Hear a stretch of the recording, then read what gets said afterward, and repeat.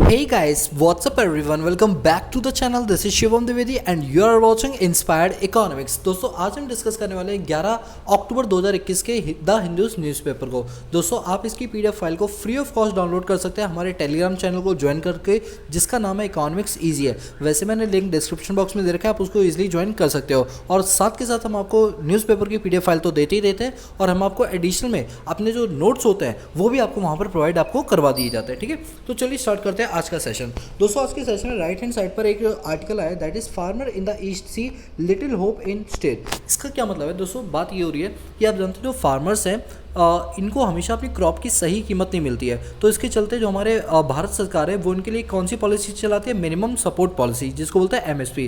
दोस्तों आपको मैं आपकी जानकारी के लिए बता दूं, यहाँ पर जो आर्टिकल दे रखा है वो दे तो ये रखा है कि यहाँ पर क्या है कि कई सारे ऐसे स्टेट्स हैं जिनको हम बहुत ज़्यादा जो वीट क्रॉप्स हैं, या कोई भी वीट हो गया या कह लो बाजरा हो गया या आपका राइस हो गया, हम ये कुछ स्टेट से लेते हैं और दूसरे किसी स्टेट को दे देते हैं जहाँ पर ये चीज़ें कम पाई जाती है। अगर हम डेटा को एनालिसिस करें तो फाइनेंशियल ईयर 2021 के अंदर हम देख पा रहे हैं कि जो पंजाब, मध्य प्रदेश, हरियाणा, तेलंगाना और यूपी, हमने इनसे बड़ी बड़ी मात्रा के अंदर क्या लिए? गेहूं जैसी फसलें वगैरह यहाँ से ली और इनको कुछ स्टेट के अंदर दे दिया, जैसे यूपी, बिहार, महाराष्ट्र, वेस्ट बंगाल और तमिलनाडु। इनको हमने क्या कर दिया? ये सारी की सारी चीज़ें एलोकेट कर दी। तो कहा ये जा रहा है कि जो ये एलोकेशन किया जा रहा है, तो भारत सरकार द्वारा क्यों ये चीज़ें एलोकेट की जा रही है, क्यों अलग अलग राज्यों को यहाँ से माल खरीद के दूसरे राज्य में दिया जा रहा है? क्योंकि कुछ चीज़ें ऐसी होती है, जैसे मान लो वीट है, मान लो यूपी पंजाब में वीट की खेती ज़्यादा हो रही है, लेकिन कुछ ऐसे इलाके जहाँ पर इनकी खेती कम हो रही है, तो ऑब्वियस सी बात है कि हम यहाँ पर एक स्टेट से माल लेकर दूसरे जहाँ पर डेफिशिएंसी है वहाँ पर इस माल को दे देंगे। लेकिन यहाँ पर सबसे बड़ी बात क्या चलिए? नेशनल फूड सिक्योरिटी को लेकर, क्योंकि ये सारे जो कामकाज हैं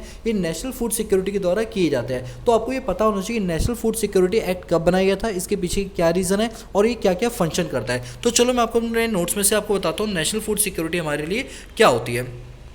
तो देखिए, नेशनल फूड सिक्योरिटी में ये एक्ट हमारा 2013 को लॉन्च किया गया था।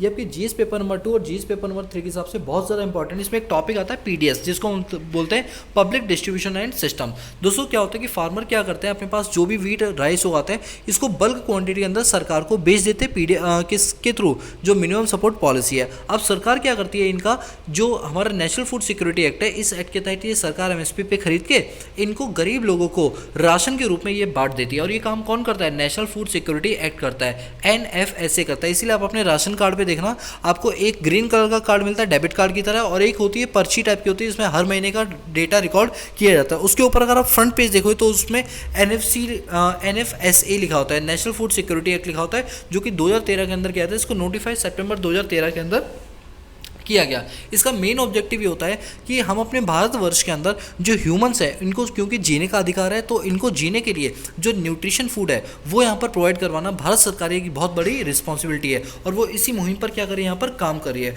और इस मुहिम के तहत अगर हम बात करें तो इन्होंने अराउंड 75% रूरल पॉपुलेशन को कवर किया है, जिनको ये क्या करते हैं, जो माल न्यूट्रिशन के जो लोग होते हैं उनको न्यूट्रिशन डाइट यहाँ पर प्रोवाइड कराई जाती है।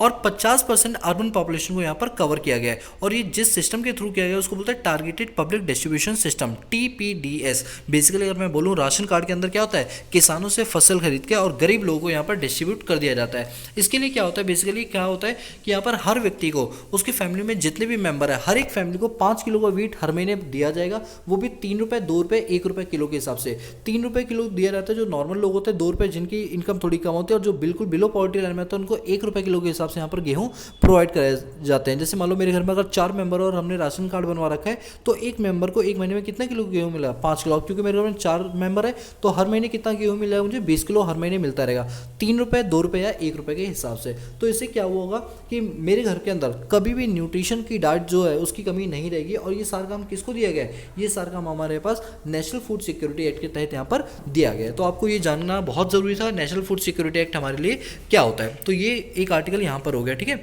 इसके बाद अगर हम आगे चले यहाँ पर, तो फ्रंट पेज में एक न्यूज़ आ रही है, central rebid fear to power blocks. अभी क्या बात चल रही है, आपको पता होगा अभी कुछ दिन से बहुत ज़्यादा एक न्यूज़ बहुत चर्चा में आ रही है कि पावर क्राइसिस होने वाली है, पावर कट होने वाला है, क्योंकि हमारे यहाँ पर जो बिजली है, बिजली बनाने के लिए कोयला अब हमारे पास सिर्फ 1 दिन का बचा हुआ है। दोस्तों मैं आपको ना यहाँ पर कुछ चीज़ें बताता हूँ।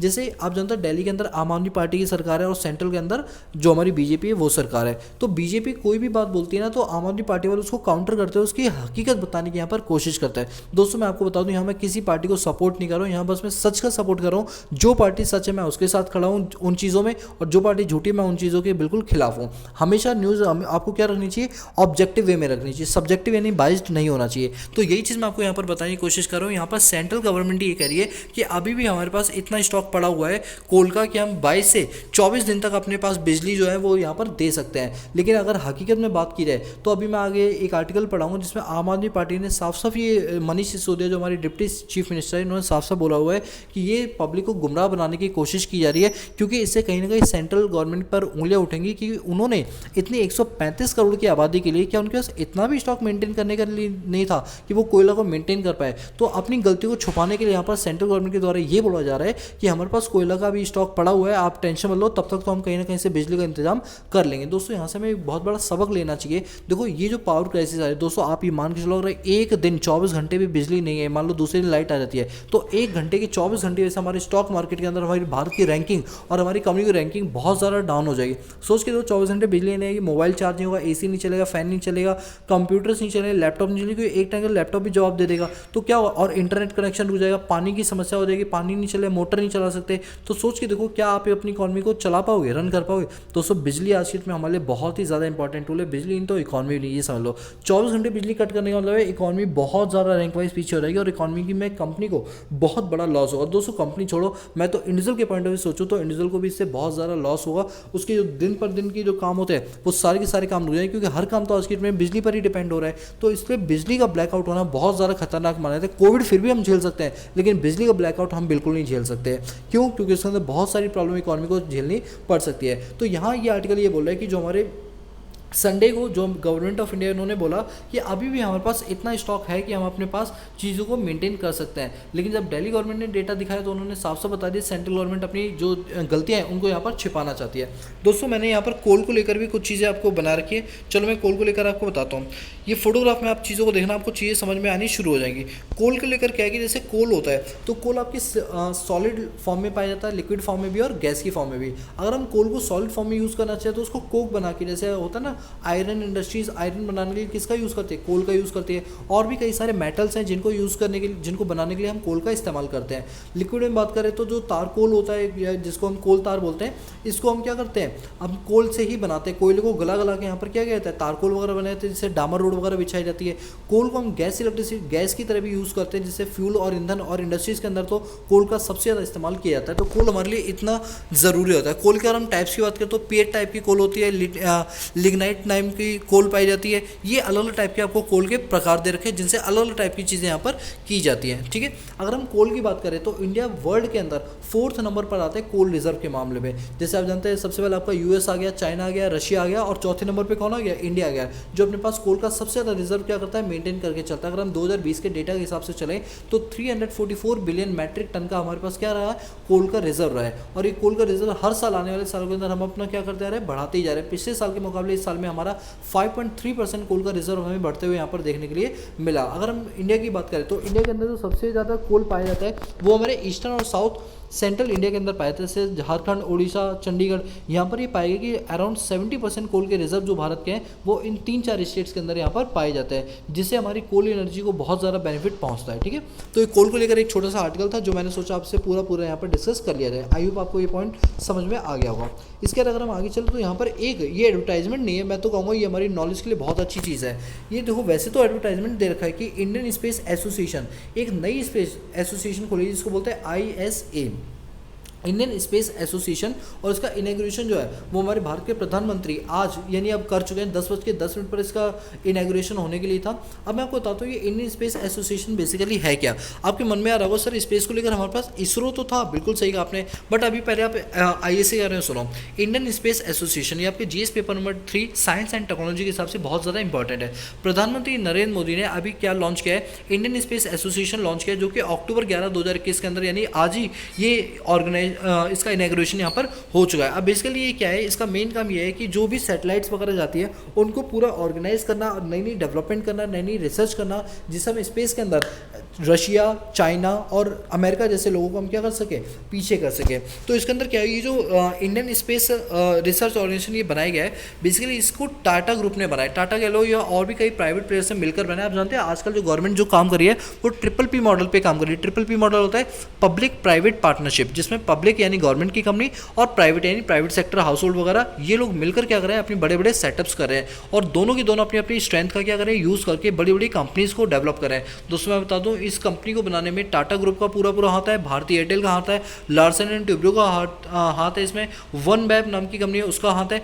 ऐसी ही 4-5 कंपनी जिन्होंने मिलकर इन सब चीज़ों पर क्या किया है, काम किया। और अगर हम मेंबर्स की बात करें तो BEL इसकी मेंबर है, गोदरेज हो गया, ह्यूज इंडिया हो गया, सेंटिनम इलेक्ट्रॉनिक्स हो गया, BHT एरोस्पेस प्राइवेट लिमिटेड और मैक्सर इंडिया, ये इसके क्या है, मेन कोर मेंबर्स है, जिन्होंने इसमें बहुत सारी चीज़ें अपनी इनोवेशंस वगैरह यहाँ पर दी है। तो प्रधानमंत्री का एक स्कीम थी आत्मनिर्भर भारत, यानी हमें टेक्नोलॉजी में, हमें गुड्स में, हमें रॉ मटेरियल में किसी भी कंट्री पर डिपेंड होने की जरूरत नहीं है, हम सारे काम अपने लेवल पे अपने तरीके से करेंगे। तो बेसिकली जो स्पेस इंडस्ट्री है अगर हम देखें तो हमारे पास इसके लिए एक बहुत बड़ी इंडस्ट्री, यानी इनको रेगुलेट करने वाली इंडस्ट्री का नाम क्या था, ISRO, Indian space research organisation, जो कि स्पेस के लिए क्या करती है, पूरे पूरे काम करती है।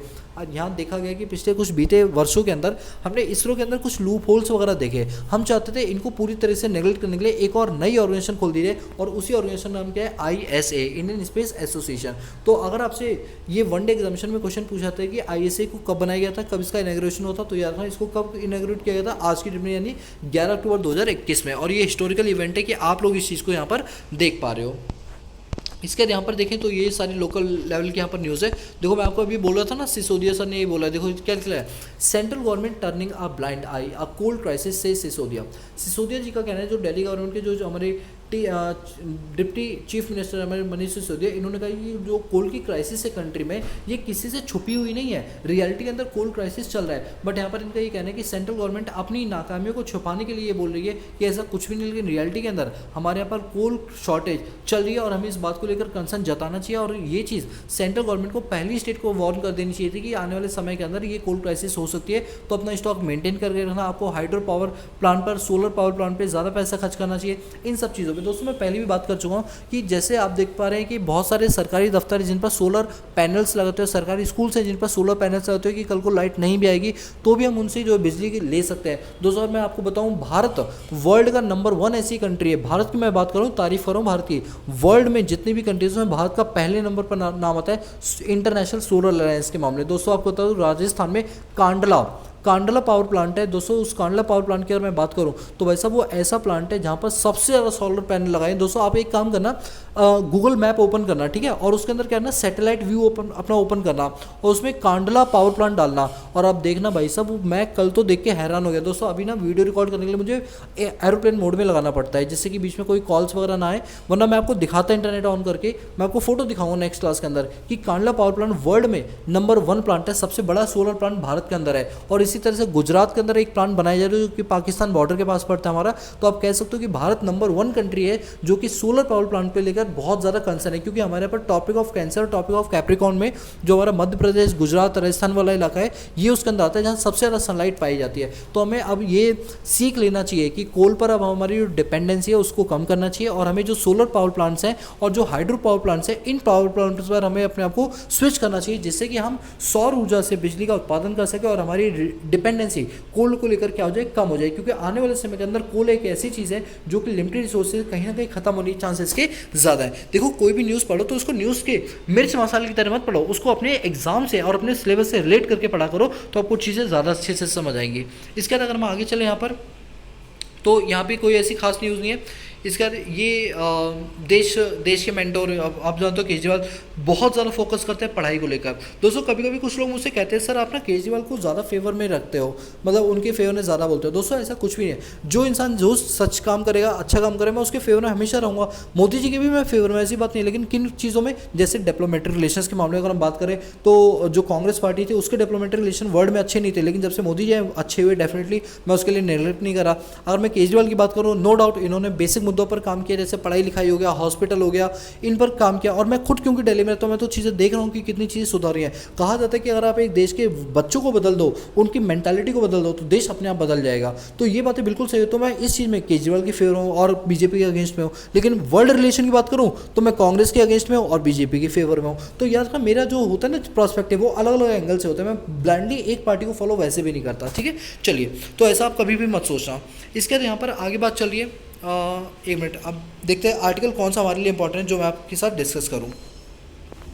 यहाँ भी कुछ है। अच्छा, एक आर्टिकल यहाँ पर ये आता है, ये आप टनल देख पा रहे हैं, ये वेस्ट बंगाल में एक टनल बनाया गया है जिसका काम अभी चल रहा है। और ये टनल बोला जा रहा है ये नेशनल हाईवे नंबर 544 बनाया जाएगा, जिससे आपके आने जाने के अंदर का जो आपका टाइम वेस्ट होता था वो टाइम यहाँ पर सेव होना शुरू हो जाएगा। चलो इसके बारे में आपको पूरी जानकारी देता हूँ, बेसिकली ये है क्या, ठीक है।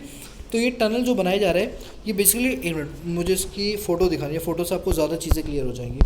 फ़ोटो में आपको दिखाना क्या है, टनल की लंबाई। आप ये देखिए, ये जो टनल है ना, ये टनल कुछ इस टाइप का बनेगा, जिसमें दो दो टनल होंगे आपस में। आप देख पा रहे हो दो दो टनल है, एक इनका और एक आउट का टनल बनाया है। बेसिकली क्या होता है, जब पहाड़ों के बीच में से कोई टनल बनाया जाता है तो इससे आपका जो मूवमेंटम है ना वो बढ़ जाता है। जो पहले पहाड़ों पर आपको गोल गोल घूमकर ऊपर तक जाना पड़ता था, अब वो सीधे सीधे एक रास्ता बना दिया था, जिससे कि क्या होता है, जो 2.5 घंटे की दूरी होती है वो 20 मिनट के अंदर कवर कर सकते हो। ऐसे ही टनल यहाँ पर बनाया जाता है, और ऐसे ही टनल यहाँ पर देखने के लिए मिले। जब काम कंप्लीट हो जाएगा तो ये टनल आपको ऐसे ही देखने के लिए मिलेगा। इसकी फोटोग्राफ आप देख सकते हैं और आपको समझ आ गया हो ये टनल यहाँ पर क्या करने वाली, ठीक है।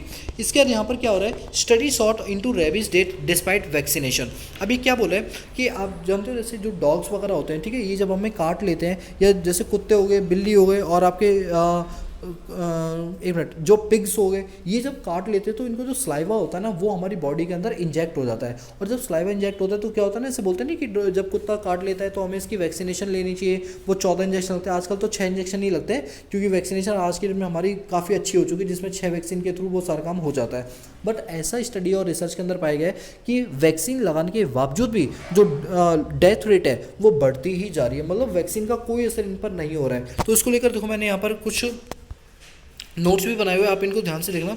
एक मिनट, शायद मैं इस नोट्स को ना इसमें लिखना भूल गया, वैसे मैंने इसके नोट्स बनाए, मैं आपको टेलीग्राम चैनल पे इसके नोट्स शेयर कर दूंगा।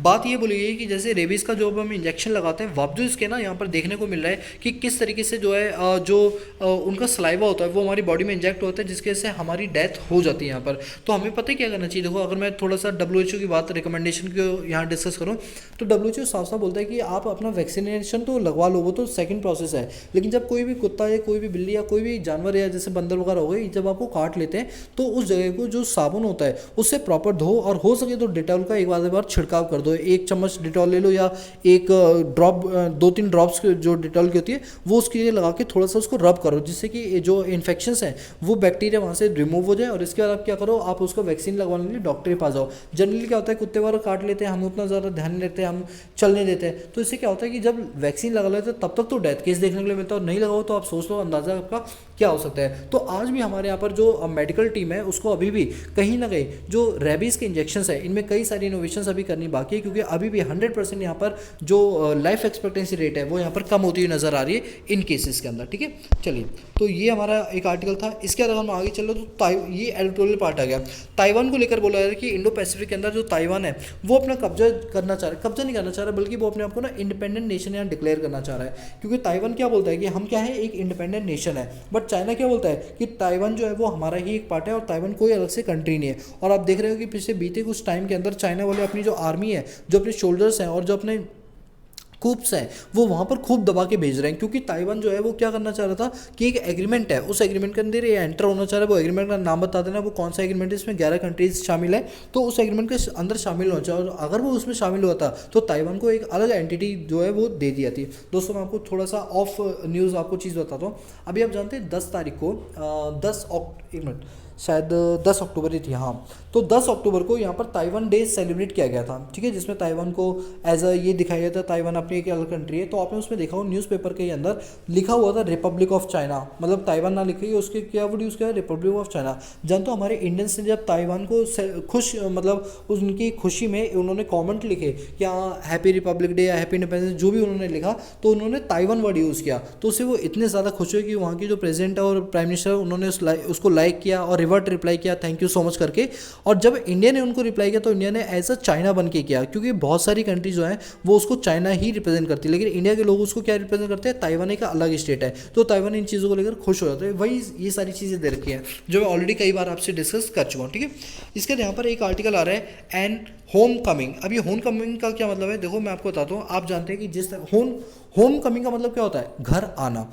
अभी आप जानते हैं रतन टाटा ने अभी रिसेंटली एयर इंडिया को पूरी तरीके से अपनी कंपनी बना लिया, 100% होली ऑन सब्सिडी अपनी बना ली है। अब जो एयर इंडिया आपको मैं बता दूं, ये JRD टाटा जो उनके फादर है उन्हीं के द्वारा बनाई गई कंपनी थी, जिसको गवर्नमेंट ने टेक ओवर कर लिया था और फाइनली उनके बेटे ने अपनी ही बनाई हुई कंपनी को वापस अपने पास कर लिया। चलो मैं इसके लेकर आपको चीज़ें थोड़ी डिटेल में बताता हूँ। मैं ऑलरेडी वैसे भी डिस्कस कर चुका हूँ, बट हमारे साथ हर दिन नए नए व्यूवर्स जुड़ रहे हैं, तो उनके लिए जानकारी के लिए मैं यहाँ पर बता देता हूँ। देखो बात करते हैं टाटा ग्रुप की, तो जो JRD टाटा है ये पायलट थे और इन्होंने अपनी खुद की एयरलाइन चलाई थी जिसका नाम था टाटा एयरलाइन। और ये पहली एयरलाइन 1932 को बनाई थी और इसने जो पहली फ्लाइट भरी थी वो कराची से बॉम्बे भरी थी। कराची अब पाकिस्तान में था, लेकिन उस टाइम पर इंडिया का डिवीजन नहीं हुआ था, तो ये इंडिया का ही पार्ट था। तो कराची से बॉम्बे इस फ्लाइट को चलाया गया था 1932 के अंदर। जब ये फ्लाइट चलाई गई थी तो इनको खूब सारा प्रॉफिट होता, कई सारे लोगों को एक मोमेंटम करने का मौका मिला, वो भी प्लेन के थ्रू। 1946 में टाटा एयरलाइन ने क्या किया, इसको पब्लिक कंपनी में कन्वर्ट करके इसका नाम चेंज कर दिया, जिसका नाम रखा गया एयर इंडिया लिमिटेड। बाद में गवर्नमेंट ने देखा भाई साहब ये कंपनी तो खूब अच्छा पैसा कमा रही है, तो 1948 के अंदर गवर्नमेंट ऑफ इंडिया ने इसके 49% शेयर क्या कर लिए, एक्वायर कर लिए। और 1953 में गवर्नमेंट ने इसको पूरी तरीके से गवर्नमेंट कंपनी बना लिया, यानी 100% शेयर इसका क्या कर लिया, एक्वायर कर लिया। और जब कोई प्राइवेट सेक्टर को आप गवर्नमेंट सेक्टर बनाते हैं तो इस प्रोसेस को बोलते हैं नेशनलाइजेशन। इसका मतलब 1953 में गवर्नमेंट ऑफ इंडिया ने इसको क्या कर दिया, पूरी तरीके से नेशनलाइज कर दिया। और 2007 के अंदर एयर इंडिया को मर्ज कर दिया गया इंडियन एयरलाइंस के साथ, और दो कंपनियों को मर्ज करके बड़ी एक कंपनी बना दी जिसका नाम क्या रखा है, एयर इंडिया। 2012 के अंदर गवर्नमेंट ने देखा कि जो सिविल एविएशन है वो काफ़ी लॉस में आ रहा है, और आप जानते हो गवर्नमेंट का काम करने का तरीका कैसा होता है, लॉस में तो वो अपने आप चली ही जाती है। तो देखा गया कि हर साल 67,000 करोड़ रुपए का इसमें लॉस आ रहा है और ऊपर से उधारी चढ़ती आ रही है वो अलग, जिसके चलते मई 2018 के अंदर गवर्नमेंट ने सोचा इस एयरलाइन को बेच देते हैं। और जब बेचने के लिए उन्होंने बोली लगवाई तो उन्होंने साफ साफ बोला कि हम अपनी सिर्फ 100 में से 76% स्टेक होल्डिंग बेचना चाहते हैं, 24% होल्डिंग हम अपने पास रखें। लेकिन 2018 के अंदर बिड लगाने के लिए कोई भी नहीं है, क्योंकि एक तो लॉस मेकिंग कंपनी है, ऊपर से आप 76% स्टेक होल्डिंग दे रहे हैं, गवर्नमेंट अपना दबदबा बनाने की कोशिश करिए, कोई भी नहीं आए। तब जनवरी 2020 के अंदर गवर्नमेंट ने कहा कि ऐसा है कि अब हम जो बिड करेंगे वो 100% की करेंगे, यानी अगर कोई लेना चाहता है तो पूरी तरीके से ले, गवर्नमेंट उसमें कोई होल्डिंग नहीं रखेगी। तो यहाँ पर रतन टाटा के द्वारा सबसे हाईएस्ट बोली लगाई गई और 18,000 करोड़ की ये पूरी डील है, जिसके अंदर रतन टाटा ने एक लॉस मेकिंग एयरलाइन को जो उनके पापा की बनाई हुई थी उसको दोबारा से अपनी एक्वायर करके पूरी प्राइवेटाइज उसको कर दी गई। स्टार्टिंग में देखो यार 1953 में गवर्नमेंट ने इसको नेशनलाइज किया था और 2021 के अंदर इसको क्या कर दिया गया, प्राइवेटाइज कर दिया गया, क्योंकि आजकल गवर्नमेंट के पास पैसों की बड़ी कमी चल रही है, वो हर चीज़ को बेचती ही जा रही है। एक दिन पूरा देश ना बेच दे, मुझे तो इस बात की भी टेंशन हो रही है। चलिए, तो ये आर्टिकल पूरा उसी बात पर बोलो कि इंडियन एयरलाइन जो स्टार्ट की थी JRD टाटा ने 1930 के अंदर, ये जो पूरा आर्टिकल लिखा हुआ है ना, मैंने इसी पूरे आर्टिकल को क्या किया हुआ है, समराइज वे के अंदर आपको पूरी तरीके से यहाँ पर बता दिया है। दोस्तों आपकी जानकारी के लिए बता दूँ, यहाँ पर जो पूरी डील हुई है वो काफ़ी रुपयों में आपको मैं बता दूँ, जिसमें 60,000 करोड़ रुपये का वैसे भी लॉस चल रहा है। अब आपको बता दूँ 18,000 करोड़ की डील हुई है, लॉस मेकिंग कंपनी जिसका लॉस ही 60,000 करोड़ का है, जिसमें से 15,300 करोड़ तो उसमें क्या दिए जाएंगे, आपको कैश दिए जाएंगे, और सॉरी आपको बैंकिंग चैनल से दे देंगे, और 2700 करोड़ ये क्या कर रहे हैं, कैश के अंदर दे देंगे। अच्छा, यहाँ पर बात ये चल रहा है कि जैसे रतन टाटा ने इसको जब बाय किया तो रतन टाटा का पता है क्या कहना है, रतन टाटा ये कह रहे हैं कि जितने भी लोग इसमें काम कर रहे हैं हम उसको जॉब से नहीं निकालेंगे। अगर हमें लगे कल को स्टाफ चेंज करना है तो हम एकदम से नहीं करेंगे, हम 1 साल बाद स्टाफ को चेंज करेंगे अगर हमें लगा, और अगर हमारे पुराने लोग ही ढंग से काम करें तो हम उनमें से किसी को निकालेंगे नहीं। और अगर कल को किसी को निकाला या किसी की रिटायरमेंट हो रही है तो जैसा वो काम पहले करे थे, जैसे रिटायरमेंट प्लान उनके लिए बनाए गए थे, सेम प्लान उनको हम भी देंगे। मतलब ऐसा नहीं करेंगे कि अब ये प्राइवेटाइज हो गई तो गवर्नमेंट जैसे उनको सैलरी देती थी तो एज अ गवर्नमेंट एम्प्लॉय तरीके से देती थी, रतन टाटा ने हम भी उनको एज अ गवर्नमेंट एम्प्लॉय की तरह क्या करेंगे, ट्रीट करेंगे, और उनको बाकायदा वो सारे सारे बेनिफिट प्रोवाइड करेंगे जो इससे कि पहले प्रोवाइड कराए जा रहे थे। ये होती है दरिया दिली कि एक इंसान देश के लिए सोचता है। दोस्तों मैं सच बता रहा हूँ, रतन टाटा मुकेश अंबानी बस यही फ़र्क है, एक बंदा अपनी फैमिली के लिए पैसा भरे जा रहा है, एक इंसान रतन टाटा क्या कर रहा है, इकॉनमी के लिए काम कर रहा है। मुझे बहुत अच्छा लगता है, इवन रतन टाटा के मुझे प्रोडक्ट्स बहुत अच्छे लगते हैं, चाहे वो कार हो, चाहे उनके ज्वेलरी में तनिष्क ज्वेलर हो, मतलब हर चीज़ इनकी बिल्कुल well up to date. Croma भी इन्हीं का है, आपको पता है रतन टाटा के। तो आप मुझे बताएं रतन टाटा के कौन कौन से आउटलेट है। इलेक्ट्रॉनिक में क्रोमा रतन टाटा का है, और इसके बाद आपका ज्वेलरी में बात करें तो जो तनिष्क ज्वेलर है वो भी रतन टाटा की यूनिट है, और जो टाटा जो कंपनी है जिसमें आप देखते हो टाटा की व्हीकल्स चलते हैं, heavy vehicles, light motor vehicle, Tata Altroz, ये भी रतन टाटा की। और आप बताना इसके अलावा कौन कौन सी है, अगर आपको पता हो तो ठीक है, जरूर पार्टिसिपेट करना है इन चीज़ों के लिए। इसके बाद बस यहाँ पर तो हमारे आर्टिकल सेक्शन में इतना ही हमारे लिए इंपॉर्टेंट है। इसके बाद और आगे चले यहाँ पर, तो यहाँ पर बात चल रही है डिस्कवरी को लेकर। ये चलो ये तो चीज़ें मैं पहले कर चुका। यूएस आउटलाइन आज सॉफ्टवेयर फोकस ऑन क्वाड। अब यहाँ पर क्या चल रहा है, जैसे क्वाड ग्रुप है, आप जानते हैं क्वाड ग्रुप जो है वो इंडो पैसिफिक रीजन पर जो चाइना की डोमिनेंसी है उसको रिड्यूस करने के लिए यहाँ पर बनाई गई थी, और आपस में हम अपने व्यापार को बढ़ा सके इसलिए क्वाड ग्रुप बनाया गया था।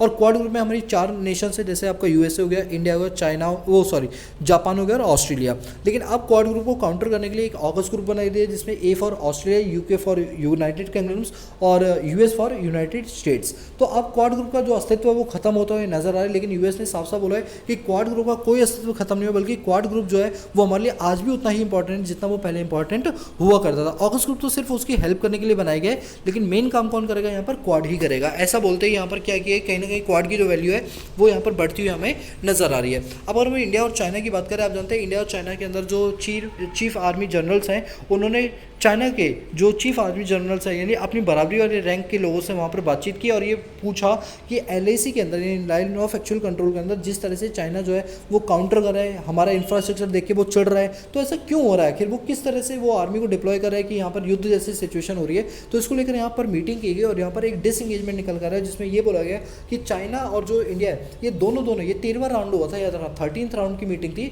जिसमें ये डिसाइड हुआ कि दोनों अपनी आर्मी को अपने पीछे पीछे कर लेंगे। मैं आपको बताता हूँ ये सारी चीज़ें कहाँ पर हो रही हैं। देखो ये आप चाइना में आप देख पा रहे हैं, ये हॉट स्प्रिंग PP-15 आप देख पा रहे हैं, हॉट स्प्रिंग PP-15 ये वो इलाका है जहाँ पर सबसे ज़्यादा क्या होता है कि ये एंट्री मारते हैं हमारे भारत की टेरिटरी के अंदर। तो यहाँ पर दोनों लोगों ने अब डिसाइड कर लिया है कि आने वाले समय के अंदर हम दोनों अपनी आर्मी को यहाँ से क्या करेंगे, पीछे पीछे कर देंगे, जिससे कि कोई लड़ाई यहाँ पर ना हो पाए। ठीक है, ये पूरा यहाँ पर डिस्कस किया गया, पूरी डिसएंगेजमेंट यहाँ पर की गई है। इसके अंदर और अगर हम आगे चलें तो यहाँ पर कुछ भी फिलहाल ऐसा इंपॉर्टेंट है। एनआईए को लेकर बात चल रही है। एनआईए को लेकर हम कई बार बात कर चुके हैं, नेशनल इन्वेस्टिगेशन एजेंसी, जो कि नार्कोटिक ड्रग्स वगैरह को लेकर क्या करती है, अपने रूल्स एंड रेगुलेशन को बनाती है, पेनल्टी इंपोज करती है, लाइफ इम्प्रिजनमेंट देती है, इवन अगर कोई केस बार बार आ जाता है तो उसको जेल की सज़ा के साथ साथ उसको फांसी की सज़ा भी यहाँ पर दे दी जाती है। मैं ऑलरेडी ये कई बार यहाँ पर डिस्कस कर चुका हूँ। ठीक है, इसके और अगर हम आगे चले यहाँ पर तो यहाँ पर आ रही डेथ हिस्टेक विलेज इन ओडिशा। ओडिशा के अंदर क्या है, एक कौंजोर इलाका है, मतलब एक कह लो एक गांव है। तो वहाँ पर क्या है कि जो वहाँ पे लोग रहते हैं उनको बेसिक सुविधाएं भी नहीं दे रही। एक लेडी की बात की जा रही है कि लेडी को वहाँ पर माल न्यूट्रिशन की कमी की वजह से उसको प्रॉपर न्यूट्रिशन नहीं मिल पा रहा था, जिसकी वजह से उसकी क्या होगी, डेथ होगी। और ये कहा जा रहा है कि वहाँ के जो लोग हैं इतने ज़्यादा पतले कि कंकाल की तरह वो नज़र आते हैं। तो बात गवर्नमेंट पर उठी कि ओडिशा गवर्नमेंट जो है अपने उन आदिवासी कबीले या जो ग्रुप है जो फॉरेस्ट में रहते हैं उन ग्रुप के लिए कोई काम क्यों नहीं करेगी। बाद में जब ये माओवादी बन जाते हैं तो जब ये आप पे अटैक करते हैं तो आप ही कहते हो कि पता नहीं कहाँ से इंडिया के अंदर टेररिज्म बढ़ता है। जब आप उनके लिए कुछ कर ही नहीं रहे हो तो वो आपके लिए क्यों करेंगे। तो हमारा ये फ़र्ज़ बनता है कि हम उनके बच्चों के लिए पढ़ाई लिखाई की चीज़ें और उनके लिए माल न्यूट्रिशन वाले जो फूड वगैरह है ये उनको मुहैया कराएं, जिससे कि उनको लगे कि हाँ गवर्नमेंट उनके फेवर में भी काम करे, भले आप जंगलों में ही क्यों ना रह रहे हो। और ये मुद्दा मैं कई बार उठा चुका हूँ माओवादी को लेकर। आज ये जो जैसे हमें डेथ हुई है दोस्तों, विश्वास मानो अगर लोगों के अंदर एक हड़कंप मच गया कि डेथ जो हुई गलत हुई है और यही लोग माओवादी बन जाएंगे किसी दिन। और ये माओवादी जो माओइस्ट जिसे बोलते हैं ना, ये जॉय बिदेंग जो चाइना के हमारे दो टाइम्स पहले जो प्रेसिडेंट हुआ करते माई जुदंग, उन्होंने इसको निकाला था और उन्होंने कहा था कि अगर आपको आपके अधिकार नहीं मिले तो आपका ये फर्ज बनता है कि आप अपने अधिकारों को सरकार से मांगो, और अगर सरकार नहीं दे रही है तो आप सरकार को भूल जाओ और फिर यही सोचो कि आप ही सरकार हो और आप अपने उस इलाके की पूरी टेरिटरी का संभाल लो अपने तरीके से, आपको किसी सरकार की ज़रूरत नहीं है। तो माओ जुदोंग ने इस चीज़ को जो है ज़्यादा बढ़ावा यहाँ पर दिया था। ठीक है, इसके बाद यहाँ पर आप एक चीज़ देख पा रहे हैं, ये जो फोटोग्राफ है ताजमहल में ये दो लोग बैठे हुए हैं। ये जानते हो कौन है? ये डेनमार्क के प्रधानमंत्री हैं। प्रधानमंत्री जो है ये मैटी फ्रैंक्सन ये, और इनके जो हस्बैंड साथ में आए हुए हैं। ये क्या हुए थे, इंडिया पर विजिट के लिए आए थे। आपको याद होगा ना, अभी इन्होंने मोदी से विजिट दिल्ली के अंदर मीटिंग की थी। तो जब ये आए तो भाई 7 वंडर ऑफ वर्ल्ड्स के अंदर ताजमहल देखना तो इनका बिल्कुल बनता ही था। तो ये ताजमहल गए थे। अब बेसिकली मुझे ये नहीं बताना ताजमहल गए थे या नहीं गए थे, मुझे ये बताना है कि जिस तरह से डेनमार्क के प्रधानमंत्री हमारे यहाँ पर आए विजिट पर, ये लेडी प्रधानमंत्री है, उनके ये हस्बैंड है। ठीक है, जो ये जब भी इसमें कोई भी विजिट होती है इंटरनेशनल तो हमेशा डिप्लोमेटिक रिलेशंस हमारे उससे सुधरते ही सुधरते हैं। डेनमार्क किस पोजीशन पर है मैं आपको बताता हूँ। पहले मैं आपको मैप के थ्रू बताता हूँ कि डेनमार्क जो है वो किस जगह पाया जाता है। आप देख सकते हैं, अगर मैं इंडिया से बात करूँ तो इंडिया से डेनमार्क लगभग इतनी दूरी पर है। ये जो आप एरो देख पा रहे हो, ये काफ़ी दूर हमारे जो है कजाकिस्तान को क्रॉस करते हो, फिनलैंड वगैरह, वहाँ पर स्वीडन के अंदर ये पाया जाता है। डेनमार्क की अगर हम लोकेशन की बात करें तो इसके आसपास में आपको नॉर्थ सी देखने को मिल जाएगा और बैल्टिक सी देखने को मिल जाएगा। नॉर्वे, स्वीडन, जर्मनी, ये इसकी क्या है, नेबरिंग कंट्रीज हैं। तो डेनमार्क अगर हम बात करें, डेनमार्क आज के डेट में इकोनॉमिकली बहुत एक नंबर 1 पे कंट्री आती है। देखो ये हमारे जीएस पेपर नंबर 1 के हिसाब से बहुत ज़्यादा इंपॉर्टेंट है।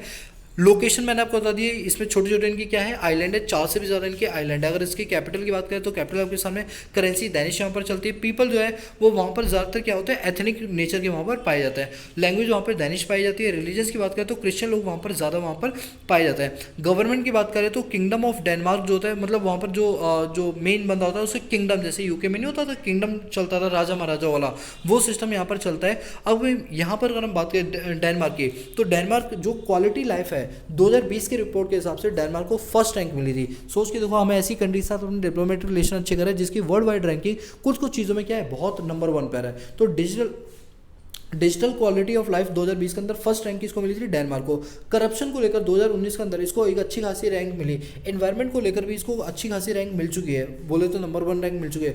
ग्लोबल सोशल मोबिलिटी इंडेक्स के अंदर 2020 के अंदर रैंक मिली और साथ के साथ वर्ल्ड के टॉप 10 मोस्ट पावरफुल पासपोर्ट के अंदर 2020 के अंदर इसको रैंक मिली है। मतलब ऐसे पासपोर्ट जो अगर आपने इन 10 कंट्री में बनवा रखे तो कोई भी आप पर उंगली नहीं उठा सकता अगर इन 10 में से किसी एक का भी पासपोर्ट आपके पास है। खासतौर पर किसका, डेनमार्क का। तो ये पावरफुल पासपोर्ट में से एक माना जाता है। जैसे यूएस का पासपोर्ट है, इसी तरह से रशिया का है, उसी तरह से डेनमार्क का भी पासपोर्ट टॉप 10 रैंक के अंदर आता है, जो मोस्ट पावरफुल पासपोर्ट में से एक है। तो सोचो हम अपने डेनमार्क के साथ कितने अच्छे रिलेशंस यहाँ पर क्या करें, बिल्ड करते चले। इसका फायदा कहीं ना कहीं हमें इंटरनेशनल ट्रेड पर देखने के लिए मिलेगा।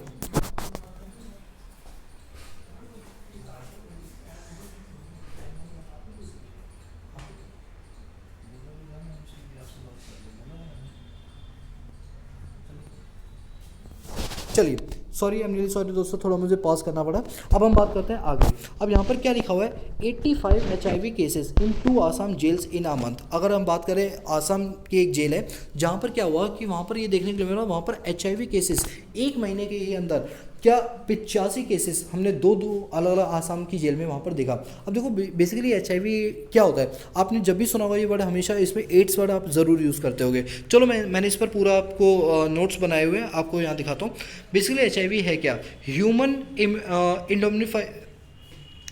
Immuno deficiency virus, human immune deficiency virus. अब ये क्या है, बेसिकली वायरस ये क्या होता है, एड्स को बढ़ाने में योगदान देता है, यानी एक्वायर्ड इम्यूनिटी डेफिशिएंसी सिंड्रोम।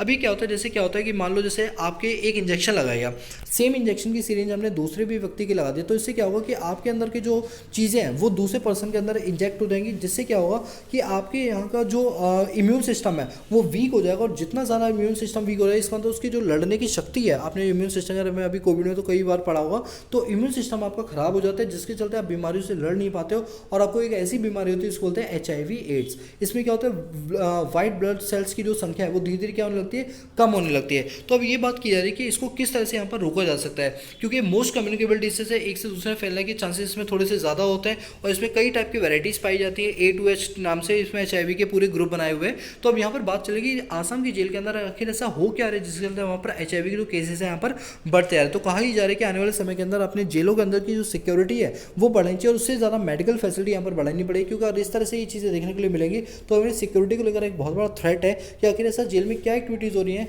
जिसके चलते HIV एड्स जैसी बीमारी जो है वो जेल के अंदर फैलती हुई यहाँ पर नजर आ रही है। इसके बाद यहाँ पर एक छोटा सा आर्टिकल और मैंने यहाँ पर कवर किया है MOD कॉम्प्लेक्स को लेकर। ये MOD क्या है, मिनिस्ट्री ऑफ डिफेंस का ये कॉम्प्लेक्स है जो कि बनाया गया। अब आपको मैं बता दूँ, ये अभी हमने दिल्ली के अंदर इसका इनॉग्रेशन किया है। इसकी खास बात जानते हो क्या है कि खास बात ये है कि इस बिल्डिंग को बनाने के लिए ना पूरे इको फ्रेंडली तरीके अपनाए गए। इको फ्रेंडली तरीका मतलब है कि जब इसको बनाया जा रहा था तो जो डस्ट वगैरह होता है, सीमेंट वगैरह, वो उड़ा ही नहीं, मतलब जो पर्टिकुलर मैटर 2.5 और 10 होता है ना, ये मार्केट इन्वायरमेंट में नहीं फैले, क्योंकि इसको बनाने के लिए हमने एक अलग मॉडल यूज़ किया है। मैं आपको बताता हूँ वो अलग मॉडल क्या यूज़ किया। आप इस फोटोग्राफ से देख सकते हैं हमने क्या किया, इसको पूरा जो आयरन होता है, आयरन और स्टील होता है, इससे पूरा इसका ढांचा बनाया है। इसमें सीमेंट वगैरह का यूज़ कम से कम किया गया है और इसको इस तरीके से बनाया कि आप देख सकते हैं ये जो देख रहे हैं ये पूरा ढांचा स्ट्रक्चर है और इसी स्ट्रक्चर पर बनाई। इसी वजह से ये बिल्डिंग बहुत ही कम समय के अंदर बनकर तैयार होगी, मल्टी स्टोरेज बिल्डिंग, और जल्दी से जल्दी बनकर ये तैयार होगी। इसमें रेन वाटर हार्वेस्टिंग की सुविधा दी गई है, वेस्ट वाटर की ट्रीटमेंट प्लांट बनाए गए, यानी कह सकते हो ये बिल्डिंग अपने आप में एक जीता जाता एग्जाम्पल है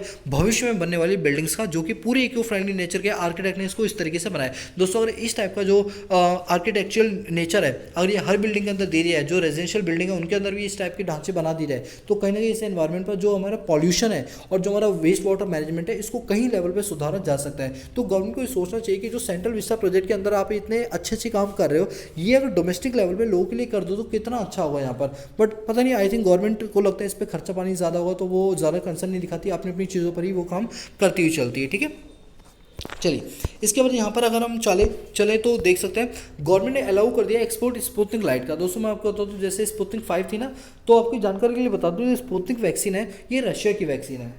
कहाँ की वैक्सीन है? रशिया की है। और स्पुतनिक जो है ना रशिया का पहला स्पेस सैटेलाइट था जिसका नाम था स्पुतनिक, और उसी सैटेलाइट पे इसका नाम रखा गया। स्पुतनिक 5 जो है हम बाहर रशिया से इंपोर्ट करते थे, लेकिन हमने कहा कि इसका रॉ मटेरियल वगैरह आप हमें दे दो, हम इसको खुद मैन्युफैक्चर करके बना के इंडिया वालों को भी देंगे और बाहर भी हम एक्सपोर्ट करेंगे।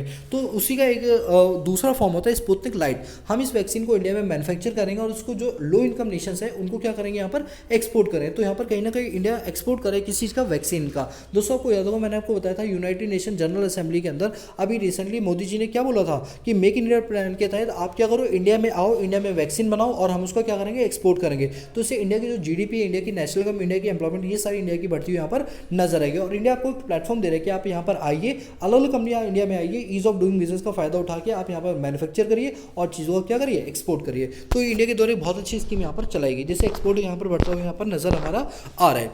अब यहाँ पर एक बात चलिए, साइंटिस्ट बिहाइंड पाक न्यूक्लियर बॉम्ब AQ खान। अच्छा एक बात बताओ, मैं यहाँ कंपेयर नहीं कर रहा, जस्ट आपकी नॉलेज के लिए बता रहा हूँ। जैसे आप जानते हैं न्यूक्लियर मिसाइल मैन किसको बुलाते हैं इंडिया का? चलो आप मुझे कमेंट करके बताओगे, वीडियो को पॉज करो और मुझे बताओ न्यूक्लियर जो मिसाइल मैन है वो कौन माना जाता है? तो वो हमारे डॉक्टर APJ अब्दुल कलाम माने जाते हैं। अब APJ अब्दुल कलाम को न्यूक्लियर मैन माना जाता है, जिन्होंने जो एक बहुत बड़े साइंटिस्ट थे, बाद में इनको इसरो की सबसे ऊंचा पद दिया गया था। किसको? हमारे APJ अब्दुल कलाम को। और उससे भी ऊंचा पद फिर हमने इनको क्या बना दिया था? प्रेसिडेंट बनाया था ऑफ इंडिया का। अब मैं आपसे बात ये कह रहा हूँ कि जिस तरह से उन्होंने न्यूक्लियर की रिसर्च की थी, न्यूक्लियर प्रोग्राम किया था, इंदिरा गांधी को उन्होंने बताया कि हमने न्यूक्लियर बम बना लिया, और पहली बार इस बम का जो मेन काम है वो किसी था? APJ अब्दुल कलाम, इसी वजह से इनको मिसाइल मैन बोलते हैं। ठीक इसी तरह से पाकिस्तान के AQ खान है, इन्होंने क्या किया था? अपने पास कई सारे रिसर्च की थी और इसको पाकिस्तान का फादर ऑफ न्यूक्लियर बॉम्ब बोला जाता है। इन्हें पाकिस्तान के लिए जिसने न्यूक्लियर बॉम्ब बनाया था, जैसे हमारे इंडिया के लिए किसने बनाया था? APJ अब्दुल कलाम, वैसे ही पाकिस्तान के लिए किसने बनाया था? ये बनाया था आपके AQ खान ने। और इनकी जो है वो डेथ हो गई। कहा यह जा रहा है कि जानते हो इनके जो रिसर्च पेपर है, इन्होंने उस रिसर्च पेपर को रशिया वगैरह को बेच दिए थे, जिसके चलते नॉर्थ कोरिया, रशिया जैसी जो कंट्रीज है उनको भी न्यूक्लियर बम बनाने की जो सीक्रेट पेपर्स है वो किसने प्रोवाइड करे थे? AQ खान ने प्रोवाइड करे थे, ताकि पाकिस्तान में खूब सारा पैसा आ जाए। तो कहा यह जा रहा है कि AQ खान जो है वो पास अवे, मतलब उनकी अब डेथ हो गई है, और इन्होंने ईरान में, नॉर्थ कोरिया में अपनी जो अपनी काबिलियत का, अपने दिमाग का खूब अच्छा खासा यहाँ पर प्रदर्शन करवाया, और पाकिस्तान के लिए फादर ऑफ न्यूक्लियर बम माने जाते हैं। ठीक है, चलिए ये छोटी सी न्यूज़ थी, मुझे लगा आपको बता देने यहाँ पर बहुत ज़्यादा ज़रूरी है। और ईरान जो है आप जानते हैं उसके पास यूरेनियम बहुत ज़्यादा मात्रा में पाया जाता है, तो आने वाले समय के अंदर वो अपने एक्सपोर्ट को यहाँ पर बढ़ा सकते हैं। ठीक है, ये भी छोटा सा आर्टिकल था जो मैंने आपसे यहाँ पर डिस्कस कर लिया। इसके बाद आप जानते हैं आज हमारे यहाँ पर कोई इकोनॉमी सेक्शन आएगा नहीं, बिजनेस सेक्शन आएगा नहीं, क्योंकि कल स्टॉक मार्केट अपना बंद था संडे को। अब जो मंडे वाली चीज़ है वो कब आती है? ट्यूसडे को आती है। तो कल हमें ये देखने के लिए मिलेगा। तो आज के द हिंदू न्यूज़पेपर एनालिसिस में इतना ही, बाकी मिलते हैं नेक्स्ट हाउस में। तब तक के लिए पीस आउट।